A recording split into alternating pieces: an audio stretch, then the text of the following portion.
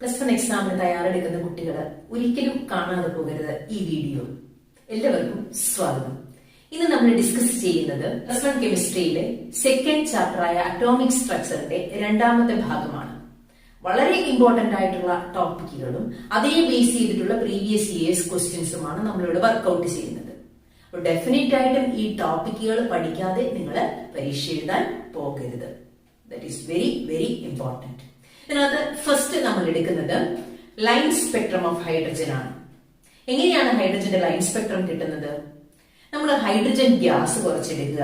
ആ hydrogen ഗ്യാസിലേക്ക് electric discharge കടത്തി വിടുമ്പോൾ ഹൈഡ്രജൻ മോളിക്യൂൾ ഡിസോസിയേറ്റ് ചെയ്ത് ഹൈഡ്രജൻ ആറ്റംസ് ആയിട്ട് മാറും. അങ്ങനെ ആറ്റംസ് ആയിട്ട് മാറി എക്സൈറ്റ് ചെയ്യപ്പെടുന്ന ഹൈഡ്രജൻ ആറ്റംസ് അവിടെ ഇരിക്കുവോ? ഇല്ല, അവര് തിരിച്ചു വരും. തിരിച്ചു വരുമ്പോൾ അബ്സോർബ് ചെയ്ത് എത്ര എമൗണ്ട് ആണോ എനർജി അത് അവരെ എമിറ്റ് ചെയ്യും. എന്തിന്റെ രൂപത്തില്?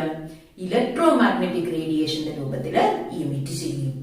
അങ്ങനെ നമുക്ക് ഹൈഡ്രജന്റെ ഒരു സ്പെക്ട്രം പരിശോധിക്കുകയാണെങ്കിൽ we can see different lines in the hydrogen spectrum. അങ്ങനെ തിരിച്ചു വരുന്ന എക്സൈറ്റഡ് ഇലക്ട്രോൺസ് തിരിച്ചു വരുമ്പോൾ ഇമിറ്റ് ചെയ്യുന്ന ഇലക്ട്രോ മാഗ്നറ്റിക് റേഡിയേഷൻസ് ആ ലൈൻസ് എല്ലാം കൂടി ഗ്രൂപ്പ് ചെയ്തിരിക്കുന്നു ഹൈഡ്രജൻ സ്പെക്ട്രത്തില്.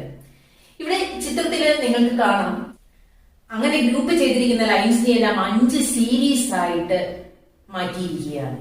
അതില് n=1 എന്ന് പറയുന്ന ലെവലിലേക്ക് വരുന്ന ലൈൻസ് എല്ലാം കൂടി ഗ്രൂപ്പ് ചെയ്ത് ലൈമൻ സീരീസ് എന്ന പേരിൽ അറിയപ്പെടുന്നു. ആരാണോ കണ്ടുപിടിച്ചത് അവരുടെ പേരിലാണ് അത് അറിയപ്പെടുന്നത്. ഇനി n=2 എന്ന് പറയുന്ന ലെവലിലേക്ക് വരുന്ന ലൈൻസിനെ എല്ലാം ഗ്രൂപ്പ് ചെയ്ത് അവിടെ ബാൽമർ സീരീസ് ഫോം ചെയ്തിരിക്കുന്നു. നമുക്ക് ഇങ്ങോട്ട് വേണമെങ്കിലും എക്സൈറ്റ് ചെയ്യപ്പെടാം. പല ലെവൽസിൽ നിന്നാണ് വരുന്നത്. ആ ലെവൽസിൽ എവിടുന്ന് വന്നാലും അത് n=2 എങ്കിൽ അത് ബാൽമർ സീരീസ്. ബാൽമർ സീരീസിന്റെ റീജിയൻ എന്ന് പറയുന്നത് ഏതാണ്? Visible region. ലൈമൻ സീരീസിന്റെ ഏതായിരുന്നു? അൾട്രാവയലറ്റ് റീജിയൻ ആയിരുന്നു. ഇനി അടുത്ത സീരീസ് എന്ന് പറയുന്നത് പാഷൻ സീരീസ് ആണ്. n=3 ലെവലിലേക്ക് വരുന്ന ലൈൻസ് എല്ലാം കൂടി ഗ്രൂപ്പ് ചെയ്ത് നമ്മൾ പാഷൻ സീരീസ് ഫോം ചെയ്തിരിക്കുന്നു. ദെൻ n=4ലേക്ക് വരുന്നതിനെ ഗ്രൂപ്പ് ചെയ്ത് ബ്രാക്കറ്റ് സീരീസും n=5 ലെവലിലേക്ക് വരുന്ന ലൈൻസിനെ എല്ലാം ഗ്രൂപ്പ് ചെയ്ത് ഫണ്ട് സീരീസും ഉണ്ടാക്കിയിരിക്കുന്നു. ഇവരെല്ലാം ആരാണോ കണ്ടുപിടിച്ചത് അവരുടെ പേരുകളാണ് ആ സീരീസിന് കൊടുത്തിരിക്കുന്നത്. ഓക്കെ, ഇനി അതിനകത്ത് അവസാനം പറഞ്ഞ 3 സീരീസും ഇൻഫ്രാറെഡ് റീജിയണിലാണ്. പാഷൻ സീരീസ് മാത്രമാണ് നിയർ ഇൻഫ്രാറെഡ് റീജിയണിലുള്ളത്. ബാക്കി രണ്ടും ഫാർ ഇൻഫ്രാറെഡ് റീജിയണിലാണ്. ഈ പോർഷനിൽ നിന്ന് വൺ വേർഡിന് പ്രോബ്ലംസ് ചോദിക്കാറുണ്ട്. ഇങ്ങനെ ഗ്രൂപ്പ് ചെയ്തിരിക്കുന്ന എല്ലാ സ്പെക്ട്രൽ ലൈൻസിനെയും നമ്മൾ വേവ് നമ്പേഴ്സിന്റെ ടേംസിൽ എക്സ്പ്രസ് ചെയ്യുകയാണെങ്കിൽ ബാൽമർ എന്ന് പറയുന്ന സയന്റിസ്റ്റ് പറഞ്ഞു ബാൽമർ സീരീസിനെ മാത്രം റെപ്രസെന്റ് ചെയ്യാൻ നമുക്കൊരു ഇക്വേഷൻ ഉണ്ടാക്കാം. ആ ഇക്വേഷൻ ആണ് ഇത്. ന്യൂ ബാർ എന്ന് പറയുന്നത് വേവ് നമ്പർ ആണ്. നമ്മൾ കഴിഞ്ഞ വീഡിയോയിൽ കണ്ടതാണ്. Wave number =1/λ. Number of wavelengths per unit length ആണ് wave number. So wave number nu bar =109677. ഈ വാല്യൂ എന്ന് പറയുന്നത് റിഡ്ബർഗ് കോൺസ്റ്റന്റ് ആണ്. റിഡ്ബർഗ് എന്ന് പറയുന്നത് ഒരു സയന്റിസ്റ്റിന്റെ പേരാണ്. അതാണ് RH എന്ന് പറയുന്ന വാല്യൂ ആണിത്. That is 109677 into 1/2² minus 1/n² centimeter inverse, because the unit of wave number is centimeter inverse. ഇവിടെ n എന്ന് പറയുന്നത് നമ്മൾ പഠിച്ചു ബാൽമർ സീരീസ് ഏത് ലെവലിൽ നിന്നും എങ്ങോട്ടേക്ക് വരുന്നതാണ്? സെക്കൻഡ് എനർജി ലെവലിലേക്ക് വരുന്നതാണ്. അപ്പം 1/2² ആണ്. n1 എന്ന് പറയുന്നത് 1/2² ആണ്, 2 ആണ്. ഇവിടെ n എന്ന് പറയുന്ന വാല്യൂ 2വിനേക്കാൾ കൂടിയ ഏത് വാല്യൂ വേണമെങ്കിലും ആകാം. 3, 4, 5 etc. 2 ആകാൻ പറ്റില്ല എന്ന് മാത്രമല്ല, 2വിനേക്കാൾ ഉയർന്ന ഏത് വാല്യൂസും അതിന് പോസിബിൾ ആണ്. അതിനുശേഷമാണ് Johannes Rydberg notice that all series of lines in the hydrogen spectrum can be described by എല്ലാ സീരീസിനെയും 5 സീരീസിനെയും നമുക്ക് ഡിസ്ക്രൈബ് ചെയ്യാം. ഏത് ഇക്വേഷൻ വെച്ചിട്ട്? New bar =109677 into 1/n1² minus 1/n2². ഇവിടെ സപ്പോസ് ഈ n1 =1 ആണെങ്കിൽ n2 എന്തായിരിക്കും? n1നേക്കാൾ ഒന്ന് കൂടുതലായിരിക്കും. അല്ലെങ്കിൽ 2, 3, 4 എക്സെട്ര ആയിരിക്കും. ഇനി N1 2 ആണെങ്കിൽ N2 എന്തായിരിക്കും? 2വിനേക്കാൾ ഉയർന്ന ഒരു വാല്യൂ ആയിരിക്കും. ഈ ഒരു ഇക്വേഷൻ വെച്ചിട്ട് പ്രോബ്ലംസ് നിരന്തരം ചോദിക്കുന്നുണ്ട് കേട്ടോ. ഓക്കെ, അപ്പൊ ഇത് നന്നായിട്ട് പഠിച്ചു വെക്കുന്ന ഒരു പ്രോബ്ലം നമുക്ക് ചെയ്യാനായിട്ട് സാധിക്കും. ഇനി ഇത് വെച്ചിട്ട് നമുക്ക് ഒന്നുകൂടി ഈ സീരീസിനെ ഒന്ന് എഴുതി നോക്കിയാൽ അതിന്റെ N1, N2 വാല്യൂസ് എങ്ങനെയാണെന്ന് നോക്കിക്കേ. ലൈമൻ സീരീസിൽ N1 = 1 ആണ് എങ്കിൽ N2 എന്ന് പറയുന്നത് എന്താണ്? 2, 3, 4 എക്സെട്ര ആണ്. ബാൽമർ സീരീസിന് N1 = 2 ആണ്. അതുപോലെ N2 എന്ന് പറയുന്നത് 3, 4, 5 ആണ്. Then coming to passion സീരീസിന് ഏതാണ്? N1 = 3 ആണ്. അപ്പോൾ അതിന്റെ N2 വാല്യൂ എന്ന് പറയുന്നത് 4, 5 എക്സെട്ര ആണ്. അടുത്തത് ബ്രാക്കറ്റ് സീരീസിന് N1 = 4 ആണ്. അപ്പോൾ അതിന്റെ N2 വാല്യൂ എന്ന് പറയുന്നത് 5, 6 ആണ്. അതുപോലെ അതിന്റെ അടുത്തത് അതിന്റെ റീജിയനും നിങ്ങൾ പഠിക്കണം.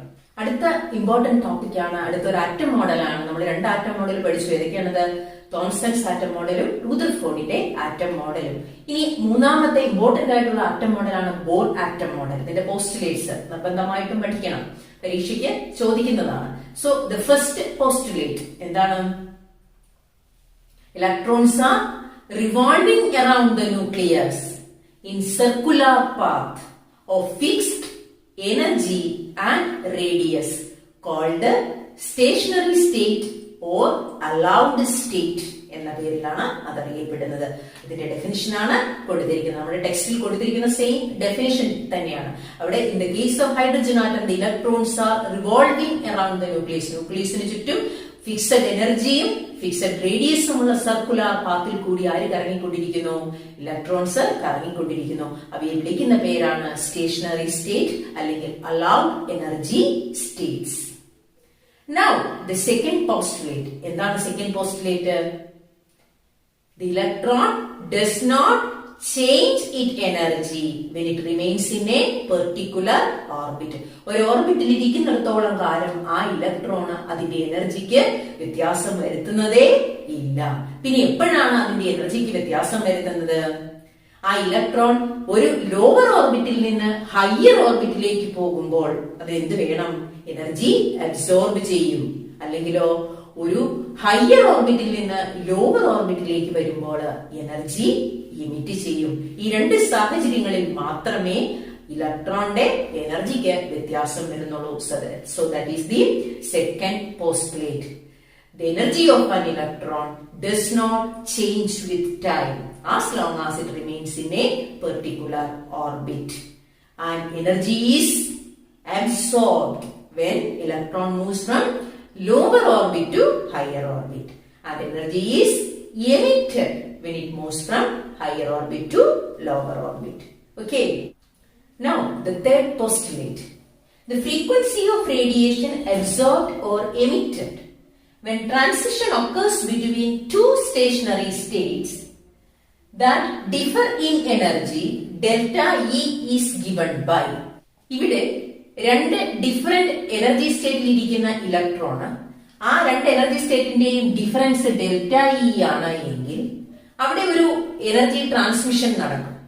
ആ എനർജി ട്രാൻസ്മിഷൻ നടക്കുമ്പോൾ ഉണ്ടാകുന്ന റേഡിയേഷന്റെ രൂപത്തിലാണ് എനർജി ട്രാൻസ്മിഷൻ നടക്കുന്നത്. ആ റേഡിയേഷന്റെ ഫ്രീക്വൻസി എന്ന് പറയുന്നത് nu is equal to delta E by h ആണ്. ഈ ഡെൽറ്റ ഇ എന്ന് പറയുന്നത് എന്താണ്? ആ 2 എനർജി സ്റ്റേറ്റുകൾ തമ്മിലുള്ള ഡിഫറൻസ് ആണ്. That is E2 minus E1 divided by H, and this is known as Bohr frequency rule.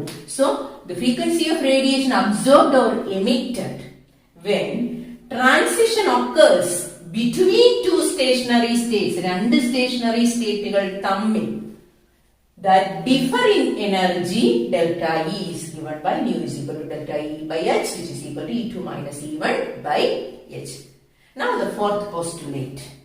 An electron can move only in those orbits whose angular momentum is an integral multiple of H by 2 pi. അതായത് ഏത് ഓർബിറ്റിൽ ഇരിക്കുമ്പോഴാണോ ഒരു ഇലക്ട്രോണിന്റെ angular momentum H by 2 പൈയോ അതിന്റെ integral മൾട്ടിപ്പിളോ ആകുന്നത്, ആ orbit മാത്രമേ allowed stationery States ആയിട്ടുള്ളൂ.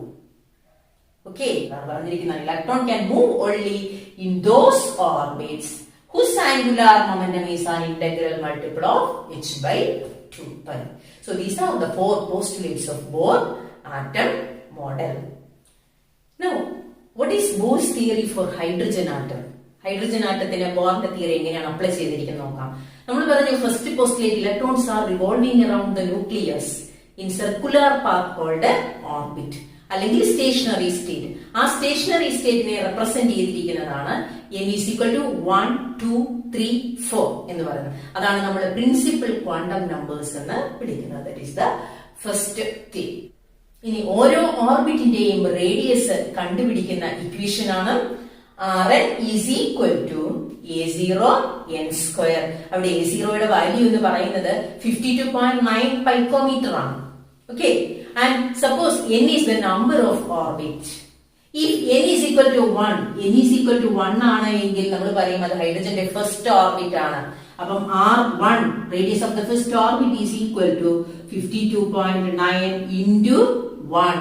A0 n square അല്ലേ, 1 square, and its value is 52.9, and this is known as Bohr orbit. ഇതിനെയാണ് നമ്മൾ Bohr orbit എന്ന് അറിയപ്പെടുന്നത്. ഇനി energy of the stationery state എങ്ങനെ കണ്ടുപിടിക്കാം?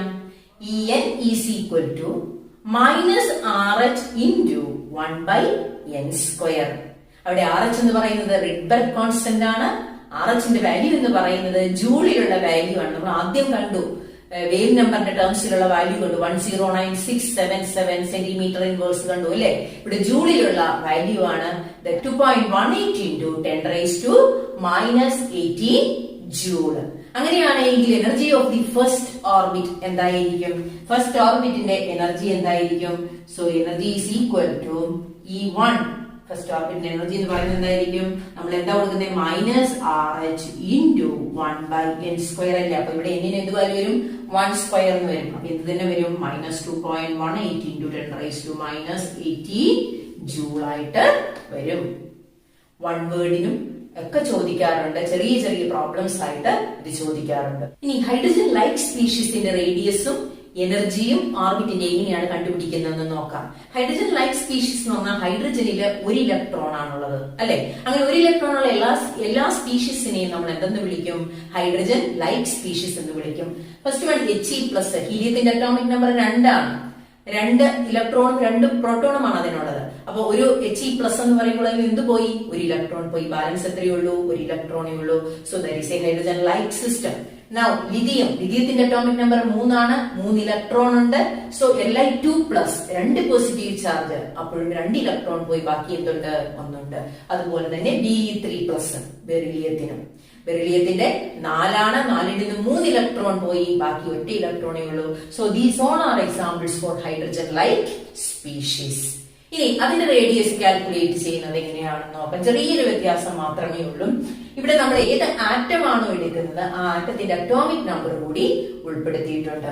സോ ആദ്യത്തിലെ A0 n സ്ക്വയർ ആയിരുന്നെങ്കിൽ ഇവിടെ A0 n square by Z എന്ന് വന്നിട്ടുണ്ട്. where Z is the atomic number. And here energy is calculated by En is equal to minus 2.18 into 10 raised to minus 18 into Z square by n square, where Z is the atomic number and n is the number of orbit. ഇതിൽ നിന്നും one വേർഡിനൊക്കെ ചോദിക്കാറുണ്ട്. അടുത്തത് explanation of hydrogen spectrum. ഇതിന്റെ explanation ഒന്നും ഞാൻ പറയുന്നില്ല. ഈ പോർഷനിൽ നിന്ന് പ്രോബ്ലംസ് ചോദിക്കാറുണ്ട്. അപ്പൊ ഇതിന്റെ ഇക്വേഷൻസ് മാത്രം നിങ്ങൾ പഠിച്ചു വെക്കുക. ഓക്കെ, വളരെ ഇമ്പോർട്ടന്റ് ആയിട്ടുള്ള ടോപ്പിക്കുകൾ മാത്രം ഡിസ്കസ് ചെയ്യുന്ന ഒരു സെഷൻ ആയതുകൊണ്ടാണ് ഞാനത് ഒഴിവാക്കിയത്. Okay, so delta E energy difference between the orbits. കാരണം ഒന്നുകിൽ ഇലക്ട്രോൺസ് ലോവർ ഓർബിറ്റിൽ നിന്ന് ഹയർ ഓർബിറ്റിലേക്ക് പോകും, അല്ലെങ്കിൽ ഹയർ ഓർബിറ്റിൽ നിന്ന് ലോവർ ഓർബിറ്റിലേക്ക് വരും. അപ്പോൾ ആ 2 ഓർബിറ്റുകൾ തമ്മിലുള്ള എനർജി ഡിഫറൻസിനെ നമുക്ക് ഏത് ഇക്വേഷൻ വെച്ച് സൂചിപ്പിക്കാം? വിച്ച് ഈസ് ഈക്വൽ ടു, നമ്മൾ പഠിച്ചതാണ്, RH into 1 by ni square minus 1 by nf square, and its unit is joule. ഇവിടെ RH ന്റെ വാല്യൂ കൊടുത്തിട്ടുണ്ട് 2.18 into 10 raised to minus 18. നമ്മൾ ആദ്യം കണ്ടത് തന്നെയാണ്. ഇനി ഇവിടെ Ni എന്ന് പറയുന്നത് ഇനീഷ്യൽ ഓർബിറ്റ് ആണ്. NF എന്ന് പറയുന്നത് ഫൈനൽ ഓർബിറ്റ് ആണ്. ഓക്കെ, അതിനെ കുറിച്ച് പറയാം. ഇനി ഫ്രീക്വൻസി തന്നിട്ടുണ്ട് എങ്കിൽ നമുക്ക് എന്ത് കണ്ടുപിടിക്കാം? ഡെൽറ്റ ഇ കണ്ടുപിടിക്കാം. Equation is nu is equal to delta E by h. ഇതിൽ ഏതെങ്കിലും ഒരു ടേം അറിഞ്ഞുകൂടായെങ്കിൽ നമുക്ക് കണ്ടുപിടിക്കാനുള്ള ഇക്വേഷൻ ആണിത്. ഓക്കെ, എച്ച് എന്ന് പറയുന്നത് പ്ലാങ്ക്സ് കോൺസ്റ്റന്റ് ആണ്. അതിന്റെ വാല്യൂ നമുക്ക് അറിയാം 6.626 × 10⁻⁻34 ജൂൾ സെക്കൻഡ്. നമ്മൾ പഠിച്ചതാണ് ഇതിനു മുമ്പ്. ഇനി അടുത്തത് ന്യൂ ബാർ ഈസ് ഈക്വൽ. ഇനി ന്യൂ ബാറിന്റെ ടേംസിൽ എങ്ങനെയാണ് ഈ ഇക്വേഷൻ എഴുതുന്നത്? That is equal to 1.09677 into 10⁻⁷ into 1/ni² minus 1/nf². ഇത് ഈ എക്സ്പ്ലനേഷൻ ഓഫ് ഹൈഡ്രജൻ സ്പെക്ട്രത്തിലെ അവസാന ന്യൂ ബാറിന്റെ ടേംസിൽ കൊണ്ടുവന്നിരിക്കുന്ന ഇക്വേഷൻ ആണ് കേട്ടോ. അബ്സോർപ്ഷൻ സ്പെക്ട്രത്തിന്റെ കേസിലും എൻ ഫൈനൽ എന്ന് പറയുന്നത് ലോവർ ഓർബിറ്റിൽ നിന്ന് ഹയർ ഓർബിറ്റിലേക്കാണ് ഇലക്ട്രോൺസ് എക്സൈറ്റ് ചെയ്യപ്പെടുന്നത്. എനർജി അവിടെ അബ്സോർബ് ചെയ്യുകയാണ് ചെയ്യുന്നത്. അപ്പം ലോവർ ഓർബിറ്റ് 1/2 ആണ്, ഹയർ ഓർബിറ്റ് 1/4 ഫോർത്ത് ഓർബിറ്റ് ആണ്. ഫോർത്ത് ഓർബിറ്റിലേക്കാണ് ഇലക്ട്രോൺസ് പോകുന്നത്. അങ്ങനെയാണെങ്കിൽ ഈ ബ്രാക്കറ്റിലുള്ള ടേം എങ്ങനെ വരും? 1/2 മൈനസ് 1/4. ഇതിനെ സിംപ്ലിഫൈ ചെയ്ത് കഴിയുമ്പോൾ നമുക്കൊരു പോസിറ്റീവ് വാല്യൂ ആണ് കിട്ടുന്നത്. അപ്പൊ നമുക്ക് അവിടെ എന്ത് മനസ്സിലാക്കാം? Energy is absorbed. എനർജിക്ക് എന്താണ് ഈ ടേം പോസിറ്റീവ് ആയിട്ട് മാറുമ്പോൾ ഡെൽറ്റ ഇയുടെ വാല്യൂ എന്താണ്? പോസിറ്റീവ് ആയിട്ട് മാറും. അപ്പൊ എനർജി അബ്സോർബ് ചെയ്തു. ഇനി എമിഷൻ ആണ് നടന്നതെങ്കിൽ, അതായത് ഹയർ ഓർബിറ്റിൽ നിന്ന് ലോവർ ഓർബിറ്റിലേക്കാണ് വന്നതെങ്കിൽ, ഹയർ ഓർബിറ്റ് എന്ന് പറയുമ്പോൾ ഇനീഷ്യൽ ലെവൽ എന്ന് പറയുന്നത് NI എന്ന് പറയുന്നത് എന്താണ്? ഒരു 6ാമത്തെ ലെവലിൽ നിന്നാണ് വന്നതെന്ന് വെക്കുക. അപ്പൊ NIയുടെ വാല്യൂ എത്രയാണ്? 6 വരും. അപ്പൊ ഫൈനൽ വാല്യൂ എന്തെന്ന് വരും? 3ാമത്തെ ലെവൽ അല്ലെങ്കിൽ 2ാമത്തെ ലെവലിലേക്കാണ് വന്നതെന്ന് വിചാരിക്കുക. സോ 1/6 മൈനസ് 1/2 എന്ന് വരും. അങ്ങനെ വരുമ്പോൾ ഈ വാല്യൂ എന്തായിട്ട് വരും? ഒരു നെഗറ്റീവ് വാല്യൂ ആയിട്ട് വരും. അതായത് എനർജി ഈസ് ലിബറേറ്റഡ്. ഓക്കെ, ഇനി എന്താണ് ബോർ ആറ്റം മോഡലിന്റെ ലിമിറ്റേഷൻസ് അല്ലെങ്കിൽ ഡീമെറിറ്റ്സ് എന്ന് നോക്കാം. ഇതും പരീക്ഷയ്ക്ക് പലതവണ ചോദിച്ചിട്ടുള്ളതാണ് കേട്ടോ. സോ ദ ഫസ്റ്റ് വൺ ഏതാണ്? It fails to account for the finer details of hydrogen spectrum. ആ സ്പെക്ട്രം എടുത്തു കഴിഞ്ഞപ്പോൾ ചില ലൈൻസ് ഒക്കെ രണ്ടായിട്ട് സ്പ്ലിറ്റ് ചെയ്തിരിക്കുന്നതായിട്ട് കാണാൻ സാധിച്ചു. അപ്പൊ അതൊന്നും എക്സ്പ്ലെയിൻ ചെയ്യാൻ ആർക്ക് സാധിച്ചില്ല? ബോർ ആറ്റം മോഡലിന് സാധിച്ചില്ല. So that is the first demerit. Fails to account for the finer details of hydrogen spectrum. ഡബ്ലറ്റിനെ ഒന്നും എക്സ്പ്ലെയിൻ ചെയ്യാനായിട്ട് സാധിച്ചില്ല. Now second one, unable to explain the spectrum of atoms other than hydrogen. Hydrogen ഒഴികെ ബാക്കി ഒരു ആറ്റത്തിന്റെയും spectrum explain ചെയ്യാൻ ആർക്ക് സാധിച്ചില്ല? Bore atom മോഡലിന് സാധിച്ചില്ല. ബോർ ആറ്റം മോഡൽ ആരെ മാത്രമേ എക്സ്പ്ലെയിൻ ചെയ്തുള്ളൂ? ഹൈഡ്രജൻ ആറ്റത്തിന്റെ സ്പെക്ട്രം മാത്രമേ എക്സ്പ്ലെയിൻ ചെയ്തുള്ളൂ. That is the second demerit. Now the third demerit, it is unable to explain. രണ്ട് കാര്യങ്ങളാണ് അവിടെ പറഞ്ഞിരിക്കുന്നത്. ഏതൊക്കെയാണ്? സീമൻ ഇഫക്റ്റും സ്റ്റാർക്ക് ഇഫക്റ്റും. That is the splitting of spectral lines in magnetic field. That is called a Zeeman effect. Explain ചെയ്യാൻ സാധിച്ചില്ല. Then splitting of spectral lines in electric field. അതാണ് സ്റ്റാർക്ക് ഇഫക്റ്റ്. അതും എക്സ്പ്ലെയിൻ ചെയ്യാൻ സാധിച്ചില്ല. Now the fourth one. It fails to account for the ability of atoms to form molecules by chemical bond. Chemical bond വഴി എന്തുകൊണ്ടാണ് atoms combine ചെയ്ത് molecules ആകുന്നത് എന്നുള്ളതിനൊരു explanation കൊടുക്കാനും ആർക്ക് സാധിച്ചില്ല? ബോറിന്റെ ആറ്റം മോഡലിന് സാധിച്ചില്ല. So these are the 4 demerits of Bohr's atom model. ഇനി ഈ ടോപ്പിക്കിൽ നിന്ന് മുൻ വർഷങ്ങളിൽ ചോദിച്ച കുറച്ച് ചോദ്യങ്ങൾ നമുക്ക് നോക്കാം. First one, give the postulates of Bohr model of hydrogen atom. Also write 2 merits and 2 limitations of the model. First one, postulates. നമ്മൾ കണ്ടു 4 postulates. അത് വളരെ നന്നായിട്ട് പഠിക്കണം. Okay. Now write the 2 merits. എന്തൊക്കെയാണ് ബോർ ആറ്റം മോഡലിന്റെ മെറിറ്റ്സ്? എന്തായിരുന്നു Rutherford atom മോഡലിന്റെ demerits? He could not explain the stability of the atom. അപ്പം ഇവിടെ ബോറിന് എന്ത് എക്സ്പ്ലെയിൻ ചെയ്യാൻ സാധിച്ചു? Explain the stability of atom. ആറ്റത്തിന്റെ സ്റ്റെബിലിറ്റി എക്സ്പ്ലെയിൻ ചെയ്തു. രണ്ടാമത്തെ കാര്യം എന്താണ്? രണ്ടാമത്തെ മെറിറ്റ് എന്താണ്? ബോർ ആറ്റം മോഡൽ കൃത്യമായിട്ട് ഇലക്ട്രോണിക് സ്ട്രക്ചറിനെ കുറിച്ച് പറഞ്ഞിട്ടുണ്ട്. How electrons are distributed around the nucleus. So the second merit is explain how electrons are distributed around the nucleus. So this is the second merit. Now two limitations of the model. നമ്മൾ 4 limitation കണ്ടു അല്ലേ? അതിലെ ഏതെങ്കിലും 2 limitation എഴുതുക. Okay, final details explain ചെയ്യാൻ സാധിച്ചില്ല. Zeeman effect, Stark effect തുടങ്ങിയവയൊന്നും explain ചെയ്യാൻ സാധിച്ചില്ല. അങ്ങനെ ഏതെങ്കിലും 2 4 നിങ്ങൾ പഠിച്ചിരിക്കണം കേട്ടോ. Now the second question, explain how the different series of lines are formed in the hydrogen spectrum.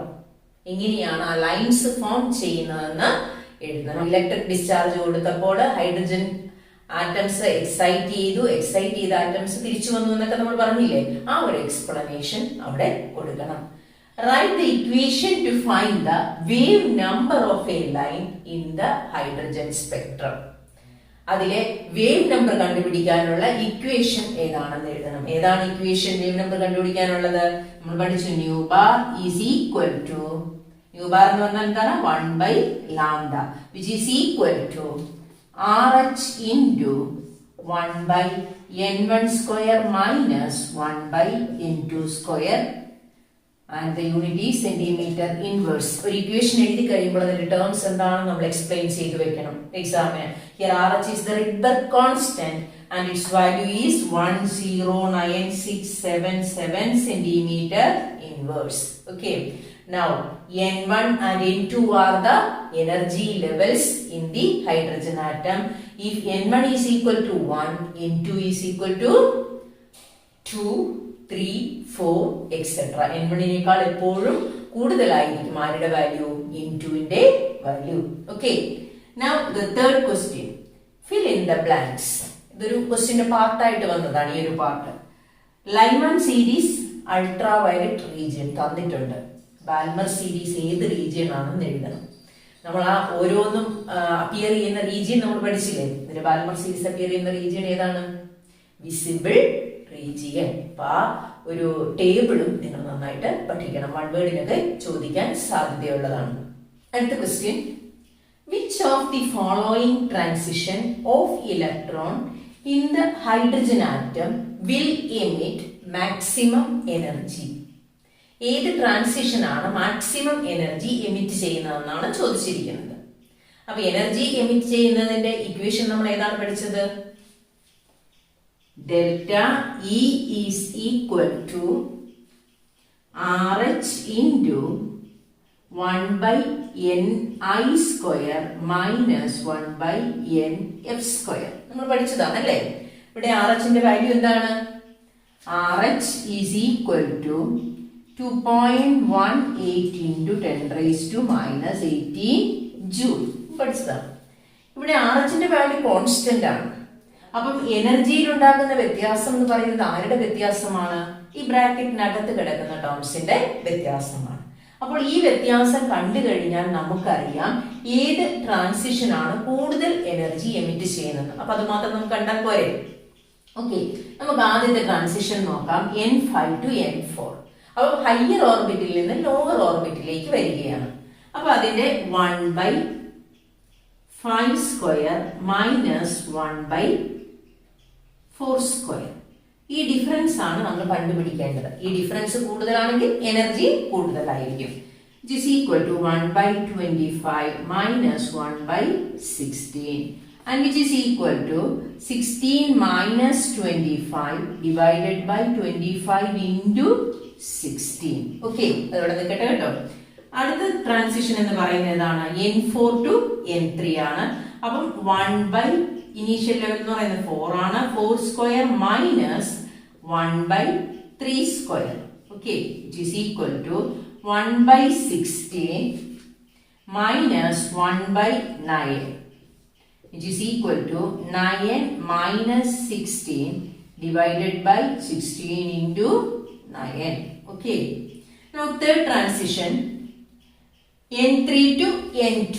So 1/3 square initial state initial level 3 ആണ് മൈനസ് ഫൈനൽ ലെവൽ 2 ആണ് 1/2 square which is equal to 1/9 minus 1/4 and that is equal to 4 minus 9 divided by 9 into 4.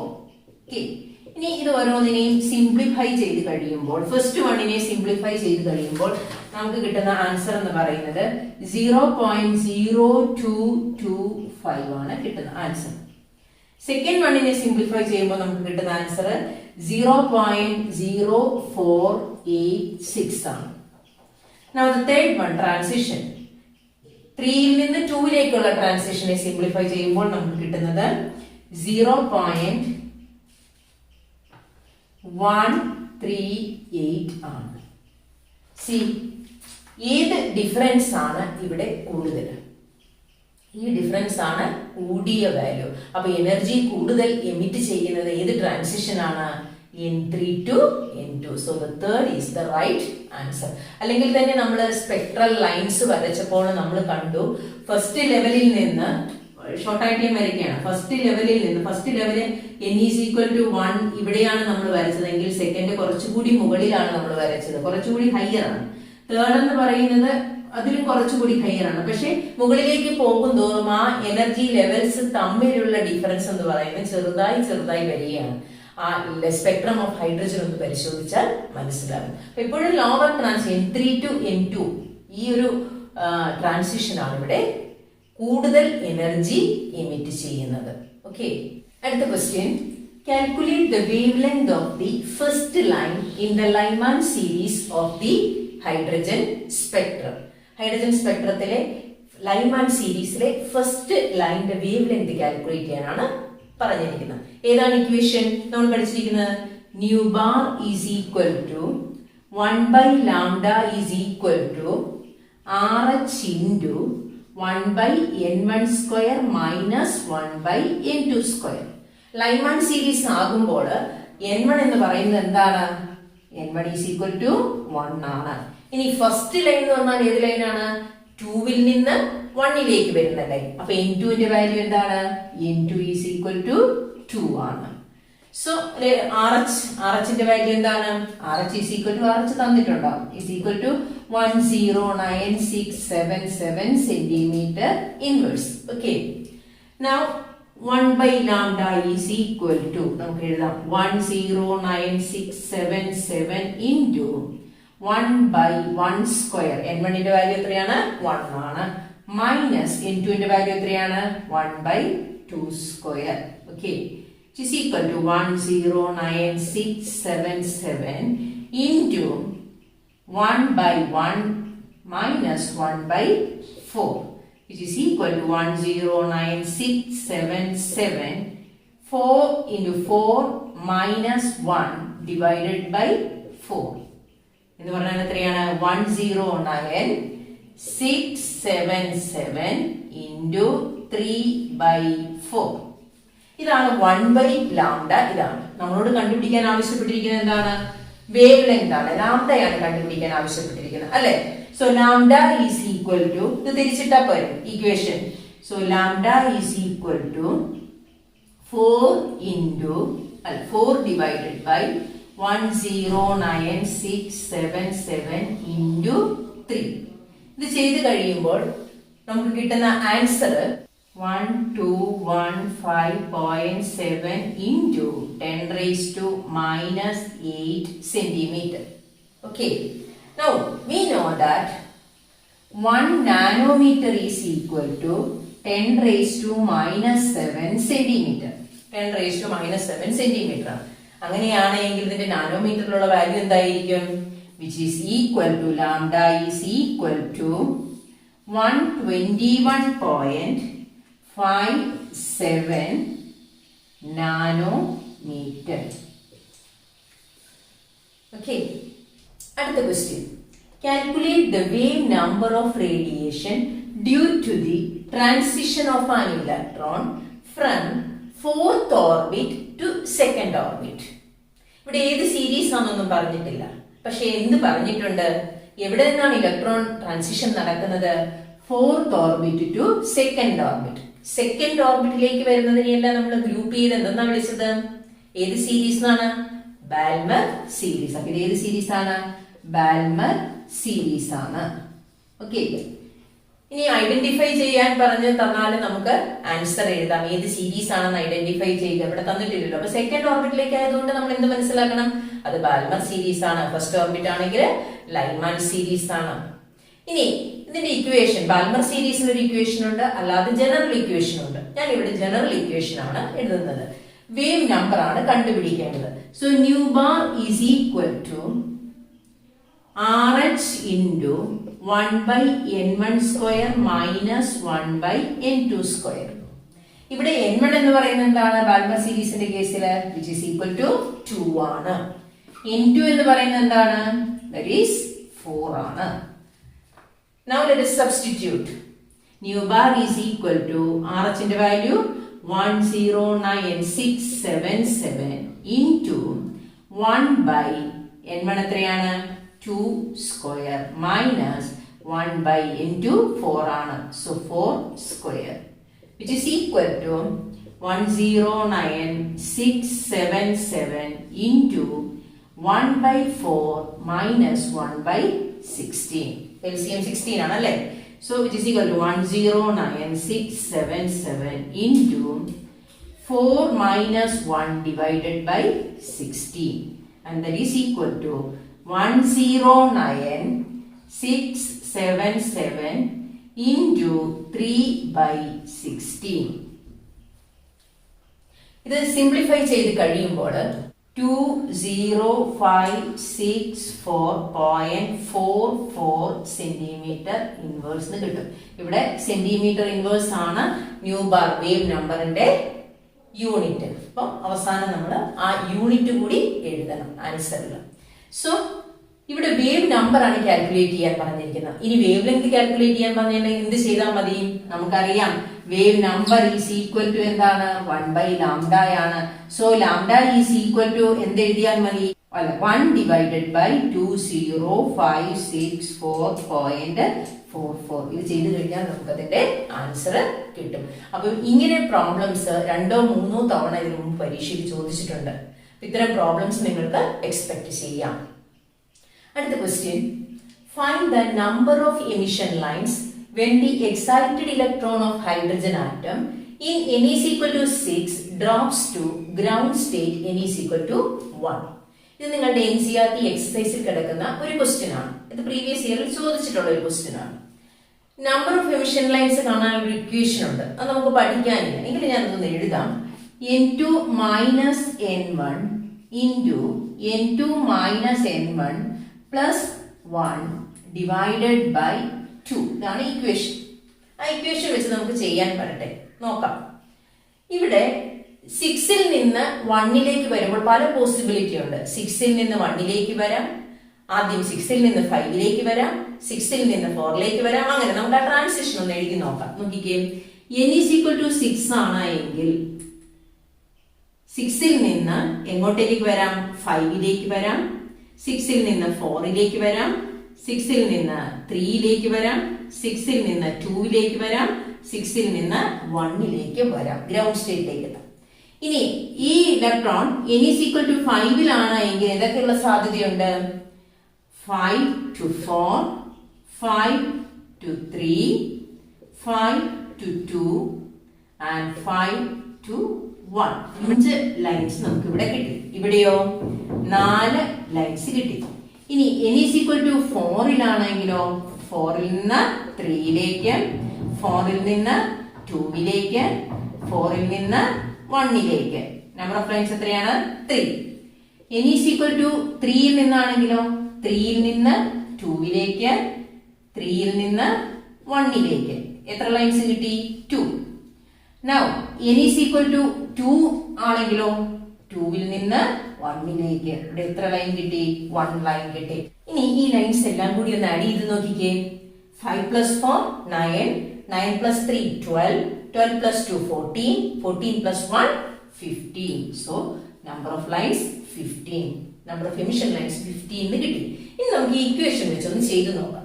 ഇവിടെ n2 എന്ന് പറയുന്നത് എന്താണ്? 6 ആണ്. Here n2 is equal to 6 and n1 is equal to 1. ഇക്വേഷനിൽ നമുക്കൊന്ന് apply ചെയ്ത് നോക്കാം. Number of emission lines which is equal to n2 6 minus 1. n1 ന്റെ വാല്യൂ 1 ആണ്. Then n2 again into n2 6 minus 1 plus 1. Okay. Divided by 2. And that is equal to 6 minus 1 എത്രയാണ്? 5 ആണ്. 5 into 6 minus 1 plus 1 cancel ചെയ്തു പോയി. അപ്പോൾ 6 divided by 2. That is equal to 30 by 2 which is equal to 50. In both case the number of lines are same. അടുത്ത question ഇത് വരാൻ സാധ്യതയുള്ള ഒരു പ്രോബ്ലം ആണ്. Calculate the energy associated with the first orbit of He plus. What is the radius of this orbit? He plus എന്ന് പറയുമ്പോൾ hydrogen like system ആണല്ലേ, ഒരു ഇലക്ട്രോൺ മാത്രമുള്ള സിസ്റ്റം ആണ്. അപ്പൊ അതിന്റെ റേഡിയസും എനർജിയും കണ്ടുപിടിക്കാനുള്ള ഫോർമുല നമ്മൾ പഠിച്ചിട്ടുണ്ടല്ലോ. ഏതാണ് എനർജി കണ്ടുപിടിക്കാനുള്ള ഫോർമുല? ഏതാണ്? Energy is equal to minus RH into Z square by n square. ഇതല്ലേ പഠിച്ചത്? സോ മൈനസ് RH ന്റെ വാല്യൂ എത്രയാണ്? 2.18 into 10 raised to minus 18 into Z, ഹീലിയത്തിന്റെ Z എത്രയാണ്? Z is equal to 2. Atomic number 2 ആണ്. First orbit ആണ്. So it is equal to 1. So that is 2 square by 1 square. ഈ value simplify ചെയ്ത് കഴിയുമ്പോൾ നമുക്ക് ജൂളിലുള്ള value കിട്ടും. And it is equal to minus 8.72 into 10 raised to minus 18 joule. So that is the energy of the first orbit of He plus. Okay. ഇനി radius of the orbit എങ്ങനെയാണ് കണ്ടുപിടിക്കേണ്ടത്? R1 ഇവിടെ first ഓർബിറ്റിന്റെയാണ്, which is equal to A0 n square by Z. Here Z is equal to 2 and n is equal to 1. A0 യുടെ value എത്രയാണ്? A0 is equal to 52.9 picometre ആണല്ലേ. ഇനി പൈക്കോമീറ്ററിനെ നമുക്ക് നാനോമീറ്ററിലേക്ക് convert ചെയ്യാം. 1 picometre is equal to 10 raised to minus 12 meter and 1 nanometre is equal to 10 raised to minus 9 meter. അപ്പൊ അങ്ങനെയാണെങ്കിൽ ഇവിടെ പൈക്കോമീറ്ററിലാണ് തന്നിരിക്കുന്നത്. നാനോമീറ്ററിലേക്ക് ആക്കുമ്പോഴേക്കും 0.0529 നാനോമീറ്റർ എന്ന് കിട്ടും. ആ വാല്യൂ നമുക്ക് ഇവിടെ സബ്സ്റ്റിറ്റ്യൂട്ട് ചെയ്ത് കൊടുക്കാം, which is equal to 0.0529 nanometre into ന്റെ വാല്യൂ 1 square divided by Z 2 square. ഇതിനെ സിംപ്ലിഫൈ ചെയ്ത് കഴിയുമ്പോൾ നമുക്ക് കിട്ടുന്ന ആൻസർ ആണ് 0.02645 nanometer. So that is the radius of the first orbit of He plus ion. Hope it is clear. അപ്പോൾ എനിക്ക് തോന്നുന്നു ഇന്ന് നമ്മൾ ഈ ടോപ്പിക്കിൽ നിന്ന് പ്രീവിയസ് ഇയേഴ്സിൽ ചോദിച്ചിട്ടുള്ളതും ഇനി ചോദിക്കാൻ സാധ്യതയുള്ളതുമായ ഓൾമോസ്റ്റ് എല്ലാ ക്വസ്റ്റ്യൻസും നമ്മൾ ഡിസ്കസ് ചെയ്ത് കഴിഞ്ഞു. അപ്പം ഇന്ന് നമ്മൾ ഡിസ്കസ് ചെയ്ത ടോപ്പിക്സ് വളരെ ഇമ്പോർട്ടൻ്റ് ആണ്. ഇതിനകത്ത് പ്രോബ്ലംസ് കൂടുതൽ ചോദിച്ചിട്ടുണ്ട്. അപ്പം നിങ്ങൾ നന്നായിട്ട് ചെയ്ത് പഠിക്കണം. എല്ലാ കാര്യങ്ങളും വളരെ വ്യക്തമായിട്ട് മനസ്സിലായിട്ടുണ്ടെന്ന് വിചാരിക്കുന്നു. നിങ്ങളുടെ അഭിപ്രായങ്ങൾ അറിയിക്കണം. And thank you for watching.